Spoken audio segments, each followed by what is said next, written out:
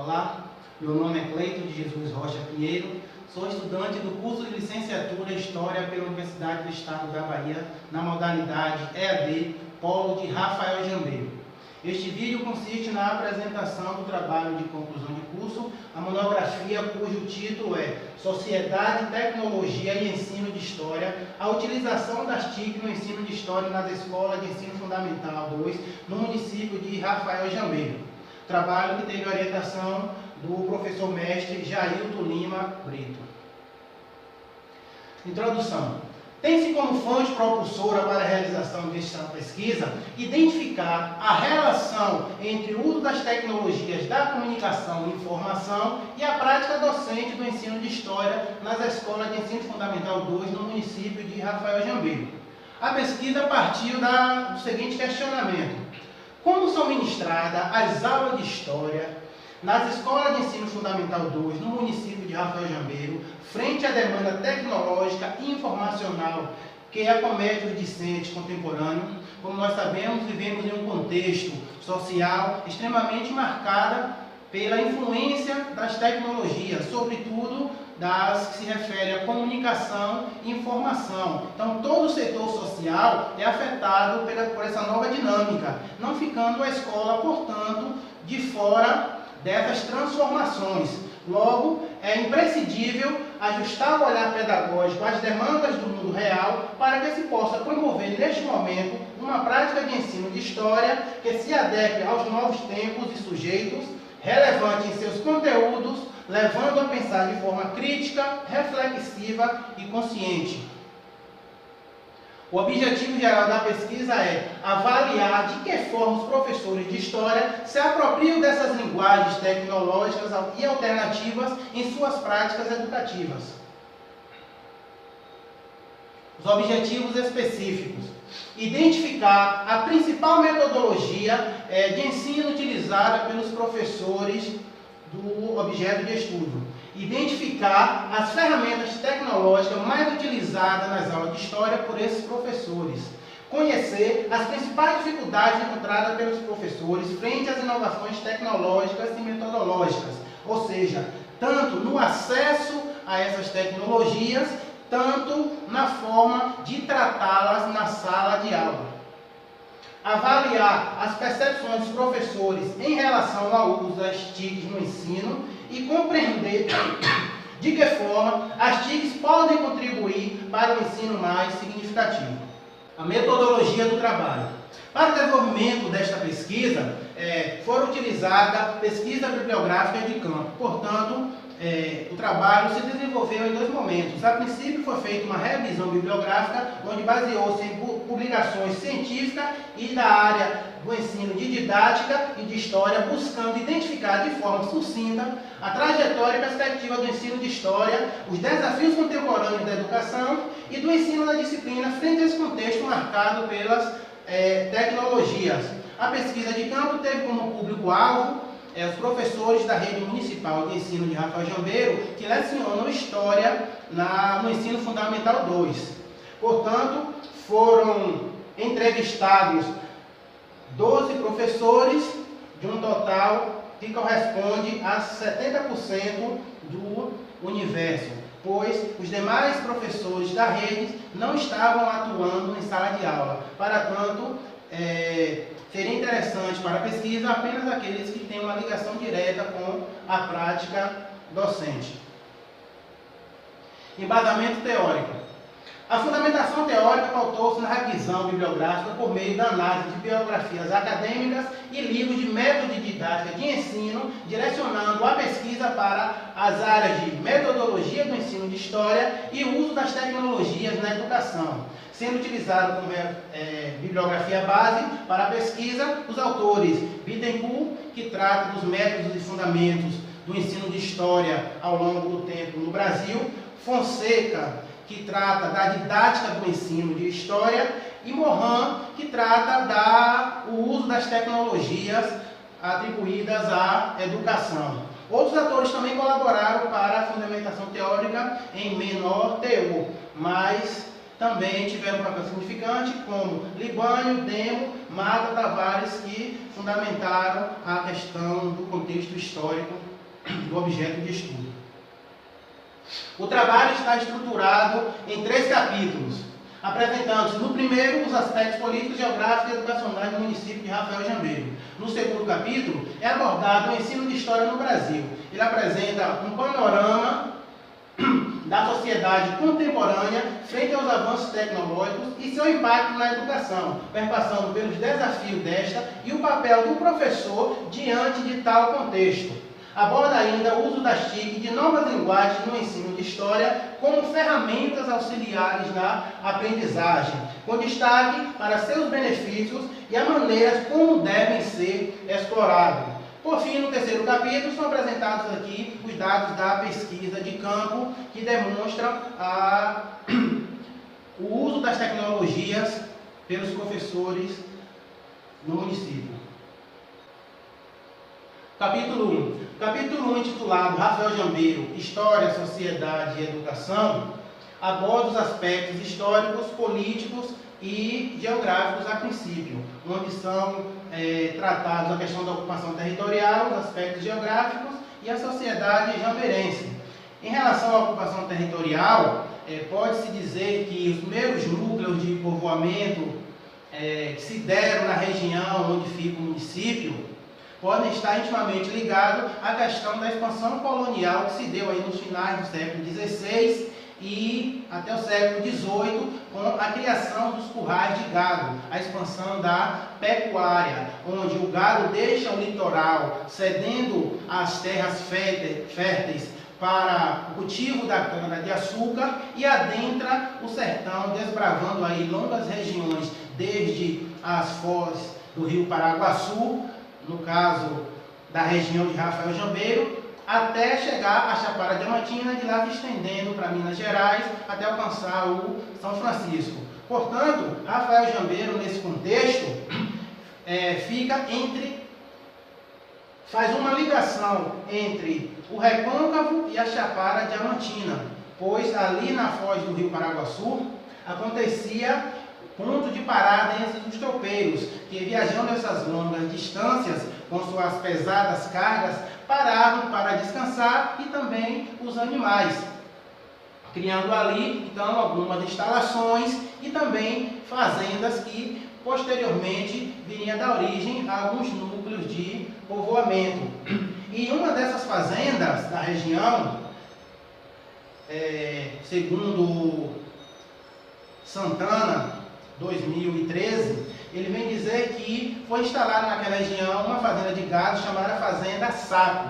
O nome fazendo referência a essas cargas, a esses sacos que traziam as mercadorias, tanto da Chapada para o litoral, quanto do litoral para a Chapada. E ali surgiria, posteriormente, ao redor da fazenda, o primeiro núcleo de povoamento que daria origem à Vila Paratigi, e posteriormente constituiria na sede do município de Rafael Jambeiro. Outro aspecto histórico que também pode estar ligado à expansão colonial marcante na região, encontra-se sob o tombamento do IPAC, como patrimônio cultural da Bahia. Uma construção, uma edificação que, segundo o Instituto, se constituía uma sede de fazenda que naquela datada do século XVII, que servia como uma espécie de fortim, onde a partir da expansão iam-se ali criando marcos para determinar esse desbravamento. E por fim, um outro aspecto histórico que daria origem ao município se dá no surgimento da vila de Santo Antônio de Arcoim, que, a pedido do padre de nome Antônio, teria criado uma capela e entronizado Santo Antônio como padroeiro. Em torno da capela surgiria ali também um outro núcleo de povoamento. Então, Rafael Jambeiro se daria a partir da confluência desses dois núcleos de povoamento. Durante bom tempo, o município pertenceu à Cachoeira, depois quando o município de Castro Alves, antigo Curralinho, se desmembrou de Cachoeira, as terras passaram a pertencer à comarca de Castro Alves, e somente no ano de 1985, de acordo com lei estadual, é que o município se tornaria emancipado e aí passaria a trilhar a sua própria história. Em relação à trajetória educacional do município, pode-se dizer que os primeiros passos da educação formal e escolar se deram com muita dificuldade, pela questão da falta de assistência de políticas públicas pelos órgãos a quem competia, falta de estrutura física, falta de qualificação profissional, falta de assistência pedagógica, falta de recurso didático e o próprio acesso à educação. Muitas salas de aulas acabavam se configurando em galpões cedidos por fazendeiros, ou então casas velhas, e as aulas ministradas por professores chamados de leigos. Segundo o INEP, são professores leigos aqueles que possuem uma formação inadequada para ministrar o curso e o nível de educação em que atuam. Ou seja, são professores que precisam passar por formação específica para atuarem na sala de aula. Nesse sentido, somente recentemente é que Rafael Jambeiro começa a dar os primeiros passos em relação à qualificação profissional. A formação docente é um fator importantíssimo para a questão da qualidade do ensino.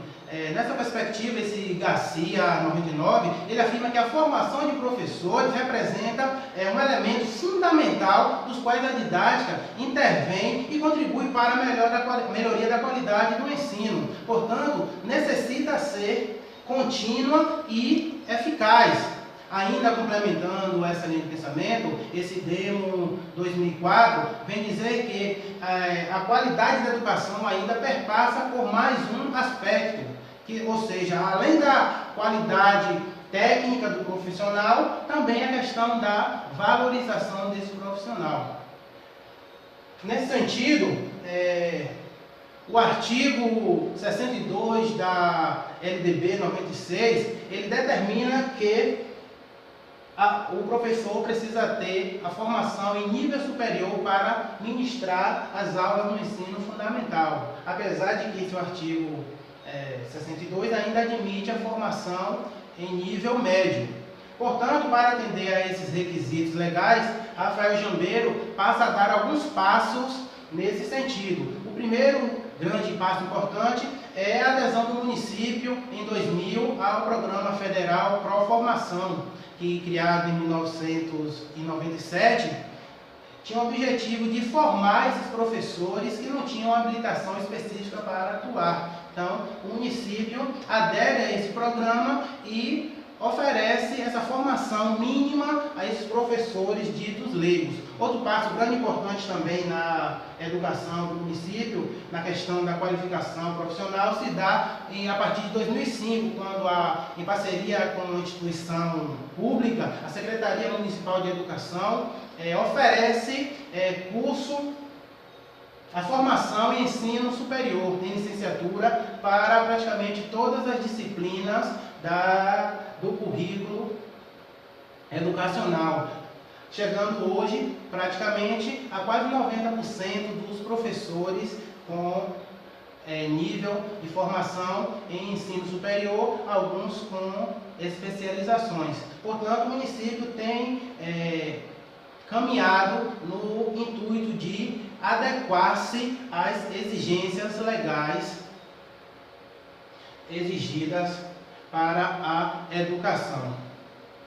Em relação à estrutura de ensino, a rede está em conformidade com o que determina a lei de número 11.274, de 6 de dezembro de 2006, que altera alguns artigos da LDB e determina o ensino fundamental de 9 anos, iniciado a partir dos 6 anos de idade. Portanto, o município oferece a educação básica, a educação infantil, dividida em creche e pré-escola, as séries em Fundamental 1, que são as séries iniciais do 1º ao 5º ano, e o ensino Fundamental 2, que são as séries finais do 6º ao 9º ano. Em relação aos recursos que mantém a rede, o município, a Secretaria conta com recursos do PNE, que repassam aí, diante de alguns programas,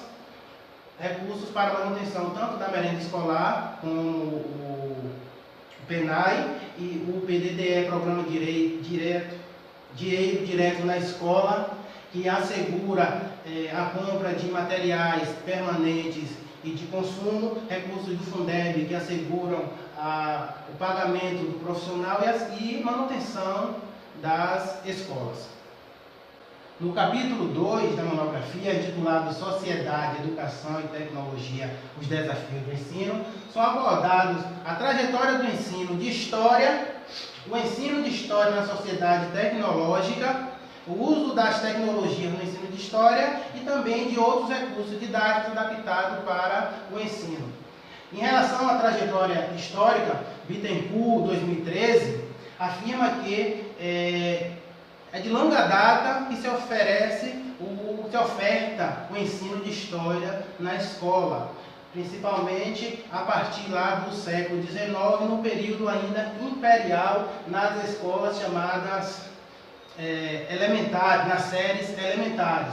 Porém, era um ensino totalmente acrítico, que visava a questão da civilidade e da moral. Tinha como recursos didáticos, pedagógicos, principalmente a leitura de textos oficiais, como o hino nacional, a Constituição, a fim de despertar e incentivar essa questão da civilidade. Com o advento da República, o ensino de História sofre algumas pequenas transformações, principalmente no seu objetivo. Se formos recordar o período, o Brasil é uma nação praticamente, ou melhor, uma nação marcadamente mestiça, principalmente na confluência do negro, do índio, do europeu e também do imigrante, que passou a chegar ao Brasil após a abolição da escravatura. Portanto, emerge a necessidade de se criar uma identidade nacional, uma cara para o Brasil, uma unidade nacional. Portanto, o ensino de História se presta a esse objetivo, de ajudar na criação dessa identidade nacional. No entanto, essa identidade forjada acaba por privilegiar apenas a elite brasileira, a elite branca, aristocrata brasileira. E aqueles grupos que ajudaram a construir até ali a nação ficaram à margem dessa história nacional. Esse cenário começaria a mudar a partir do século XX, a partir de alguns dispositivos legais, como a criação das LDBs, as Leis de Diretrizes e Bases, também a partir da década de 80 do século XX, quando surgem muitas críticas de especialistas estudiosos em relação a essa doutrinação do ensino de História, e a partir também da Constituição de 88, a criação dos parâmetros curriculares nacionais, a LDB 96, que vem dar uma nova cara, uma nova perspectiva para o ensino de História, onde passa a abarcar aí também novos sujeitos, novas perspectivas metodológicas, e também o objetivo agora passa a ser criar um cidadão crítico, reflexivo, que possa, a partir do conhecimento histórico, refletir sobre o seu presente e poder transformar, intervir em seu meio social. Outro tópico abordado é o ensino de História na sociedade tecnológica. Vivemos uma sociedade marcadamente influenciada pelas tecnologias. É difícil encontrar algum setor da sociedade que não sofra essa influência. Então, a educação, a escola, não está imune a essa influência. Portanto, é necessário que a escola busque se adequar a esse novo contexto social. Até porque o aluno de hoje, ele traz uma bagagem midiática que muitas vezes o próprio professor ainda não possui. Portanto, a escola acaba andando em descompasso com essa realidade. Portanto, não cabe mais à escola ficar presa às amarras do passado. É preciso inovar em seus métodos. É preciso romper com esse tradicionalismo, esse positivismo que ao longo da história marcou o ensino da disciplina. Segundo Ferreira 99, a manutenção de um ensino pautado em métodos tradicionais, com abordagens descontextualizadas e distante da realidade dos alunos, tem comprometido este ensino e levado a esse descrédito da disciplina e desmotivado tanto o professor quanto aluno. Estudos apontam que a motivação é fundamental para a aprendizagem. Então, dessa forma, é imprescindível dinamizar as aulas de história para que os alunos se sintam motivados e interessados a participar ativamente destas aulas. A forma de ministrar as aulas de história no método tradicional a torna a disciplina dita de chata e encontra muita resistência por parte dos alunos. Então, ao proporcionar novas formas de aprendizagem, o aluno ele se sente mais atraído para o conhecimento histórico. Então, dessa forma, você ampliar os recursos didáticos proporciona também uma maior dinamização e ludicidade no ensino, atraindo, então, a atenção do aluno para esse conhecimento histórico. Os recursos didáticos eles são importantes ferramentas pedagógicas e, quando pensados de formas conscientes e a contemplar a proposta pedagógica do professor, ele pode ser um importante aliado nesse processo de ensino. Em se tratando de ensino de história, então, com o advento da nova história, uma imensa possibilidades de materiais e fontes passaram a ser utilizadas tanto na escrita como no ensino da disciplina. Então, o conhecimento histórico ele está na infinidade que a materialidade proporciona. Está na rua, está em casa, está na comunidade, está na vestimenta, está na alimentação, está na música, está na arte. Enfim, vários objetos e sujeitos passam a ser agora objeto de estudo da história. No entanto, introduzir didaticamente esses recursos tecnológicos e midiáticos não significa necessariamente preparar a escola, a sala de aula com todo um aparato técnico e colocar os alunos passivos frente a esses recursos tecnológicos. Não, é preciso que estes recursos estejam alinhados com a proposta pedagógica do professor, que sejam definidos objetivos específicos para o uso destes recursos. Karnal, 2009, ele aponta que uma aula pode ser marcadamente tradicional com a infinidade de recursos tecnológicos, mas pode ser uma aula dinâmica, lúdica, com pouco recurso tecnológico. Então, não é o que você vai trazer para a sala de aula que vai proporcionar essa diferença no ensino, mas sim a forma que você vai trabalhar esses recursos de modo a levar o aluno à criticidade, à reflexão. Então, trabalhando com esse universo midiático, o aluno vai ter acesso a várias fontes e assim, aliada ao livro didático que ainda permanece latente no uso da disciplina, ele poderá confrontar essas fontes, esses conhecimentos que a todo instante são oferecidos aí nos meios diversos, principalmente nos meios midiáticos. Mas aí corre o risco do que Bittencourt chama de alienação midiática, ou seja, nem tudo que está exposto no universo midiático é tido como válido, como verdadeiro. Então é preciso que o aluno ele tenha essa capacidade de discernir, de refletir a partir daquilo que está sendo posto para ele. Esse é um dos grandes desafios do ensino de história da atualidade. É também, além da inovação em seus métodos, em recursos, também preparar este aluno para essa enxurrada de informações que ele acomete no dia a dia. E por fim, o terceiro capítulo, que aborda os dados da pesquisa de campo, a análise dos dados colhidos mediante entrevistas semi-estruturadas com os professores. O primeiro aspecto a ser analisado foi a metodologia mais utilizada pelos professores. E constatou-se que a aula expositiva ainda se configura na principal ferramenta utilizada pelo professor no ensino de história, no tratamento ao conhecimento histórico. Apesar de que boa parte deles fazem uso de outras metodologias, a aula expositiva ainda é preponderante. Em relação aos recursos tecnológicos mais utilizados, percebeu-se que o uso do data show e do computador são os recursos mais utilizados, provavelmente, para a exibição de filmes, documentários e projeções de lives. Porém,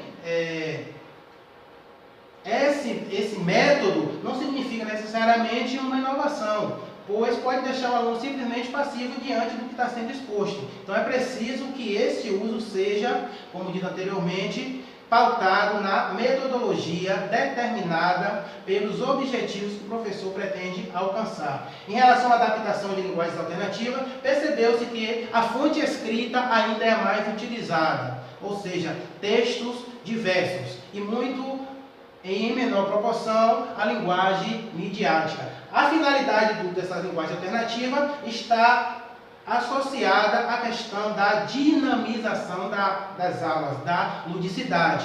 Porém, o ensino em si não encerra no lúdico. É preciso que o lúdico seja uma ferramenta auxiliar na aprendizagem, não um fim em si mesmo. Em relação à frequência do uso dessas linguagens alternativas, muitos professores associam que usam quando dá disponibilidade desses recursos. Ou seja, se a escola não oferece, então muitos deles não utilizam, não buscam lá fora esses meios para dinamizar suas aulas, incorrendo aí no tradicionalismo. Outro critério analisado foram os critérios de escolhas das linguagens. Como os professores escolhem essa linguagem? Por que razões? Então, percebeu-se que não há uma definição em relação ao que ele escolhe com o planejamento. Geralmente é para ilustrar o conteúdo. Porém, também a fonte midiática ela não deve ser meramente ilustrativa, mas uma oportunidade do aluno confrontar fontes diferentes. Outro ponto é a questão do livro didático como ferramenta de aprendizagem. A maioria dos professores reconhece que é uma ferramenta muito importante, porém, apenas se configura como um auxiliar e não o master na sala de aula como tem sido ao longo dos tempos. O livro didático tem sido complementado com algumas fontes alternativas. Em relação ao uso das tecnologias pelo docente, percebeu-se que há ainda uma grande resistência por parte dos professores e por não ter afinidade com essas tecnologias e também a dificuldade por conta do acesso. Apesar de que 100% dos professores possuem computadores em casa, nem sempre este computador é utilizado como ferramenta pedagógica. A avaliação da prática docente é unânime o reconhecimento de que precisam avançar, precisam inovar, de que alguns passos já foram dados nesse sentido de inovação no ensino de história, mas que ainda estão muito aquém do ideal. Em relação à aprendizagem com o uso das tecnologias, os professores reconhecem que os alunos aprendem muito mais quando outras fontes alternativas complementam ali o seu plano de aula.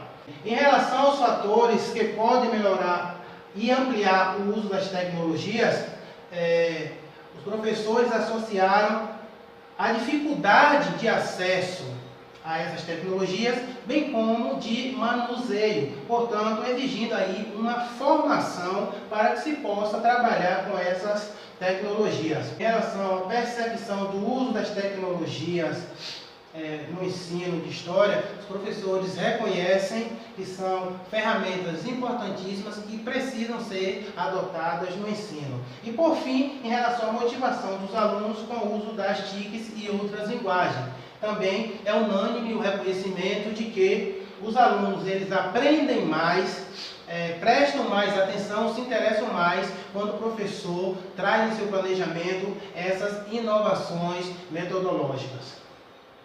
E a conclusão. Diante do trabalho de pesquisa realizado mediante as etapas de revisão bibliográfica quanto de entrevista, pode-se constatar de que há um reconhecimento unânime por parte dos professores da necessidade de inovação de seus métodos. Apesar de que alguns apontam que sua metodologia é adequada à demanda social, mas reconhece que precisam ainda avançar neste sentido de oferecer uma educação contextualizada no ensino de história que permita a formação de um aluno crítico reflexivo. Em relação à escola em descompasso com demanda atual. Ou seja, pode perceber, analisando as metodologias, os recursos utilizados e disponíveis nas escolas e com a entrevista dos professores, que a escola ainda anda em descompasso com essa demanda atual. A maioria dos alunos chegam na escola já informatizados, sejam por meios de seus notebooks, seus tablets, seu celular, e muitos professores estão aquém de distância dessa realidade midiática. Constatou-se também que há uma grande necessidade de romper com as práticas tradicionais. Quando digo práticas tradicionais, não significa que trazer esse universo midiático vai fazer isso, mas não, é a forma como esse recurso didático será trabalhado, incorporado ao projeto de planejamento do professor, que vai fazer essa transição aí do tradicionalismo para o ensino inovador. Também constatou-se que há um acesso irrestrito à internet muito pouco explorado no ensino de história. Em nenhuma escola a internet é aberta para os alunos, algo completamente contraditório em um contexto em que esse recurso é um dos principais meios de comunicação e informação. Também constatou-se uma grande falta de estrutura, recurso e formação nas escolas, o que leva aí a limitar o trabalho docente.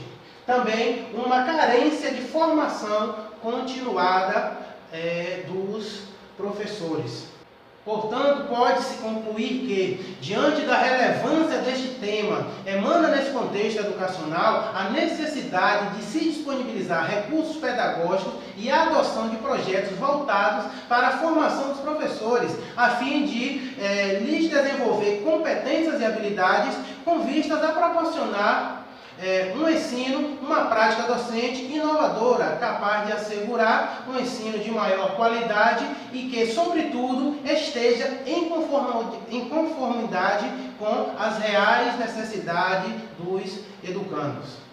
E concluo com uma mensagem que diz: as pessoas não serão capazes de olhar para a posteridade se não tiverem em consideração a experiência dos seus antepassados. As referências utilizadas na apresentação e